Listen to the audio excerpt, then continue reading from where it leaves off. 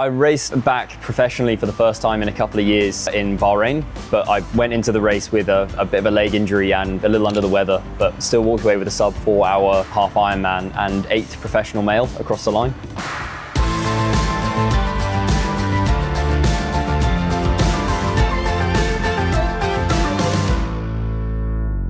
I started swimming when I was about 2, I believe. So before I started running or any other sport, swimming was the core sport. Started with just swimming and then moved into biathlons, which is swimming and running. And then from that transitioned into the performance pathway for modern pentathlon. Realized I can't ride a horse, so started triathlon instead. I did 2 years in Bahrain and then came back for university, joined the GB team for triathlon based out of Wales. And then raced on the team for about 4 years. Did a bit of guiding with blind athletes. I did that for about 2 or 3 seasons. So, swimming tied together, biking on the same bike on a tandem, and then running with our arms tied together. So I did that for about 3 years. I first trained with Marlins 2 years before joining as a member of staff. I came out here to do heat prep before racing Bahrain half Ironman and really liked the environment. There's not many swim performance environments like this within a school. The kids are very lucky with the facilities, the staff are very lucky with the facilities, and they're being utilised in a really great way where it has a proper sense of community and everyone loves swimming. That's why they're motivated to be good employees or to be good swimmers, is because they want to maintain that community. My biggest sporting achievement would be qualifying for the last Commonwealth Games as the reserve athlete for Wales. So it meant I did the whole prep with the Welsh team and did all the holding camps and everything, and then travelled up to Birmingham. It was great. My best sort of actual racing performance was in France, where I raced the European Cup, and I came in only a couple of seconds behind a bunch of Olympians. So I was really happy with that, and it was in a stacked arena. It was an amazing atmosphere.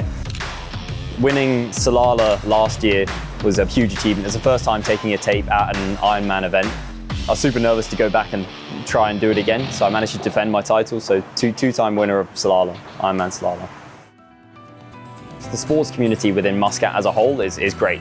A lot of people who I race outside of the Marlins setup do eventually get absorbed into the Marlins and come and train with us, and it's just a really great environment for sport. And also the triathlon community out here is great. It's similar to the swim community. BSM seems to be kind of the hub for the swim community in Muscat. The kids, they're really easy to teach. They're very self-motivated, and it's not only that. We're starting to get the older kids to come and help out with the younger kids. We're starting to employ the older kids as lifeguards and to upskill them and to give them work experience. And it really is a whole thing. A kid can come here and learn about accountability, get employment, learn incredible life skills just outside of swimming in and of itself, which I think will do them great dividends later in life. And to be a part of that, it intangibly means a lot. We can fairly confidently say we lead the country in regards to water safety. And with how skilled 12 of our kids are, they're the most skilled lifeguards in the country. I do take quite a lot of pride in being one of the most qualified blokes in Oman when it comes to water safety.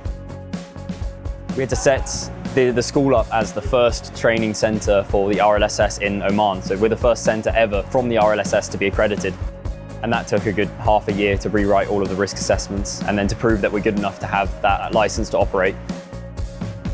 Logistically, it's tough because they have to do 40 hours of training, and then they've got 3 individual tests that they have to pass. If they don't pass, they can't gain the qualification. Now we can operate as many courses as we want, and then to have that is great. Really, really cool. At the end of the day, we're not just a performance centre for the top end swimmers. We literally teach everyone swimming, no matter what stage of development you're at. Just yesterday, we had a 2-month-old child in the pool, and we've taught up to, taught everyone, and including any sort of disability as well. We're now within the position where we can teach and get you to enjoy the water safely. You can tell when someone fulfills a role out of duty or out of passion, and it's so clearly the latter. Kids can pick on that very, very quickly. They're excited to be there because he's personally very invested into their performance. I raced back professionally for the first time in a couple of years in Bahrain, but I went into the race with a bit of a leg injury and a little under the weather, but still walked away with a sub 4 hour half Ironman and 8th professional male across the line. Considering the conditions, I was super happy with the performance, but hopefully, Ironman Muscat And also there's an Ironman up in Dubai, which should be good, but we'll see.